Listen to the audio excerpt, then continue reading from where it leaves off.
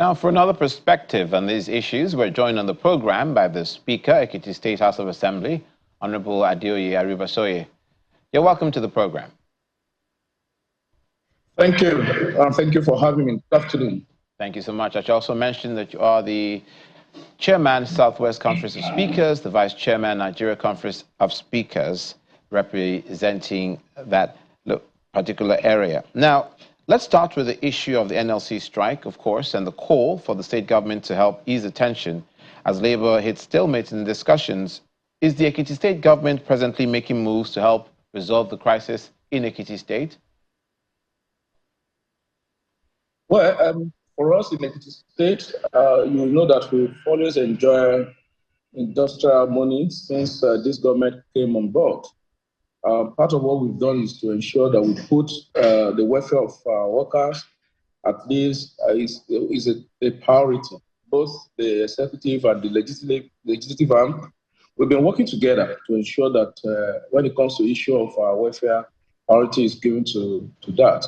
What we are actually waiting for is once the agreement is reached at the national level, we can be rest assured that the state government will definitely look into it and ensure that our workers are also fairly treated, given their priority of space. That is for us in Ekiti State. At least we are one of the states in Nigeria that even before now, immediately the removal of subsidy was done, that we also begin to pay what we call wage award to all categories of workers in Ekiti State. We've been doing that for over 6 months now. Even the agreement at that time was that that will work for like 6 months, but we have also extended that. That is to tell you that the government we have presently in Ekiti State, we are pro-people, and we believe in the people, particularly the workers.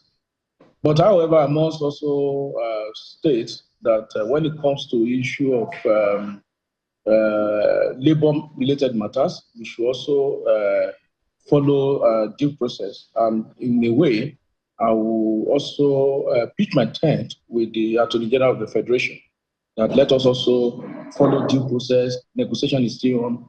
And at this point in time, I believe that the last resort, if negotiation fails, that is when we can now begin to call for this strike action. Thank you.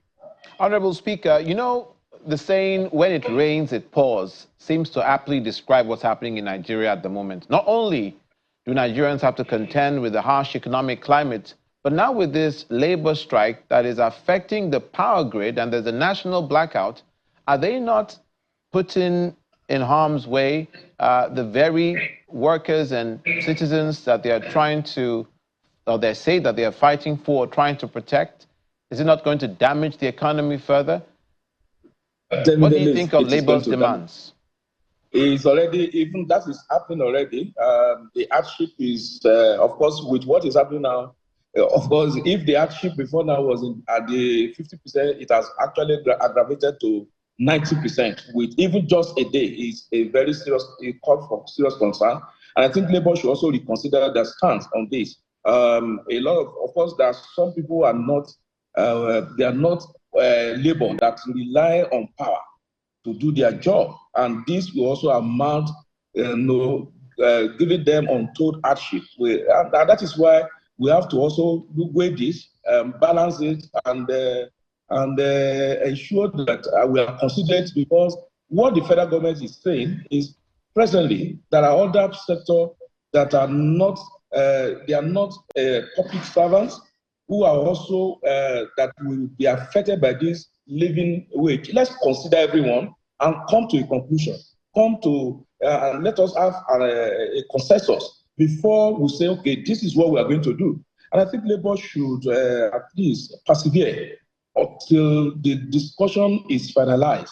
And if that is not done, yes, because at least I was a Labour union leader, I was in the civil service, I was a student union leader at a stage, and I believe that the 3 C's, until we exhaust, there are 3 C's that we have to, is we have to consult, we have to consolidate before begin to confront. And I think Labour leaders should please, I will even plead with them, because of the masses, because of the people of Nigeria, that they should reconsider their stance. Why government at all levels, either at the federal level, even we legislature, we should also get involved to ensure that at the end of it, we reach a consensus that all of us will be happy about. Before we had you on, Honorable Speaker, we had some labor union representatives speak, and they say that this is exactly the type of language the government understands, that they have to take this sort of harsh action for the messages to be put across and for things to change, that government has never unilaterally said we're going to look after the interests of labor, that the labor unions have to take industrial action before they get the attention of the government. What they should also look at is antecedent of which of who represent government. Because when you say government, government is not just there on its own. People also represent. And when you look at the antecedent of the current president, you will know that he has always been pro-labor. He has always been labor-friendly. And they should also give him that benefit of doubt.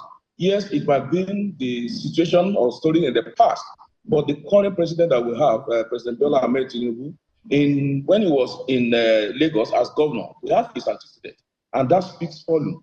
And that is why we should also, the labor should also look at that beyond what has been happening before, give him that benefit of doubt. This is another government entirely.